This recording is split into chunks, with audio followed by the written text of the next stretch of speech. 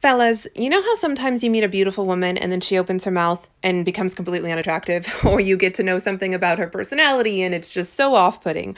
Or sometimes you meet the girl who's maybe less attractive, but you get to know her and you find yourself surprisingly falling for her. Well, I'm going to let you in on a little secret. The same thing happens to women because we're human too. So sometimes we meet the Chad, the guy you think we're all going after, the 6 feet, 6 figure, six pack, and he's completely insipid, or his personality is a total turnoff. And sometimes we meet the less attractive guy who makes us feel wonderful, and we find ourselves falling for him because that's called being a human, and human romance cannot be put down to the science where we are checking off these meticulous boxes. So do not let these red pill doomers black pill you out of the dating market and make you believe that women are all these hypergamous, unfeeling robots who are ready to leave you at the drop of a hat for the richer guy or whatever it is.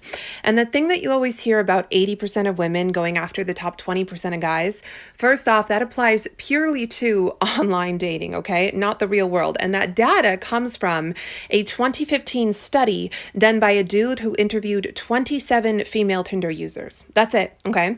And there's a far more reliable sexual selective study done a few years prior by OkCupid that showed that yes, when it comes to rating attractiveness, women are more harsh, but in the online dating marketplace, they're more willing than men to message back and forth with men they find less attractive. On the flip side, men are less harsh when it comes to rating attractiveness, but they message the most attractive women way, way, way more often. So the same thing is kind of going on here for both genders, okay? You also have to remember that men outnumber women on dating apps, specifically on Tinder.